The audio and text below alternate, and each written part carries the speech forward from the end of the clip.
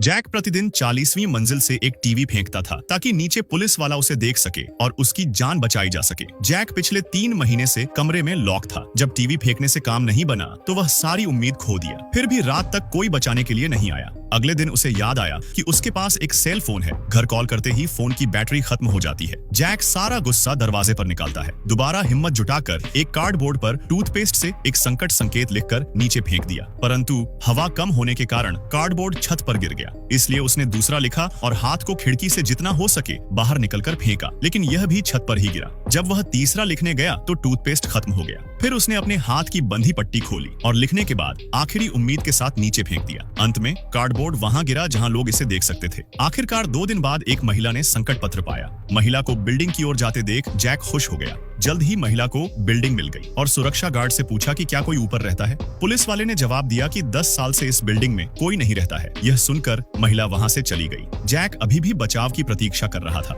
जब उसने महिला को जाते हुए देखा तो उसे एहसास हुआ कि वह ऊपर नहीं आई है। अब जैक हताश और असहाय था। फिर जैक ने दिल पर पत्थर रखकर मशाल जलाया और खिड़की से बंधे कपड़ों को जलाया, इस उम्मीद में कि कोई ध्यान देगा। बढ़ती आग को देखकर जैक खुशी से नाचने लगा, यह सोचते हुए कि यह जरूर ध्यान आकर्षित करेगी। लेकिन आग बढ़ता देख वह घबरा गया। उसे डर था कि कहीं बचाए जाने से पहले ही निपट ना जाए, इसलिए उसने एक तकिए से आग को बुझाने की कोशिश किया। जैक ने सोचा कि दूसरों के बचाव का इंतजार करने के बजाय खुद ही भागने का रास्ता ढूंढना होगा। उसने सेफ्टी ग्रिल को तोड़कर बाहर निकलने का फैसला किया, लेकिन इसे तोड़ना आसान नहीं था। उसने दिन रात कोशिश किया, लेकिन कोई परिणाम नहीं निकला। फिर उसने इसे जलाने की कोशिश किया और ग्रिल के पिघल जाने के बाद उसने ग्रिल को जोर से लात मारी। कई कोशिशों के बाद वह सफल हुआ। उसने स्टील के पाइप को अलग किया और बिना किसी डर के बाहर चढ़ गया। उसने ग्रिल का उपयोग करके नीचे उतरना शुरू किया। उसे पता था कि 30वीं मंजिल पर सुरक्षा ग्रिल नहीं है, अगर वहां तक पहुंच जाए तो बच सकता है। जल्द ही वह 30वीं मंजिल पर पहुंचा। जब वह अपना पैर नीचे रखने वाला था तो उसने जल्दी से उसे वापस खींच लिया, क्योंकि वहां खड़े होने के लिए कोई जगह नहीं था। लेकिन उसने बिना हार माने जल्दी से अपना बेल्ट निकाला और बेल्ट को ग्रिल के नीचे बांधा और प्रार्थना किया कि यह उसके वजन को सहन कर सके।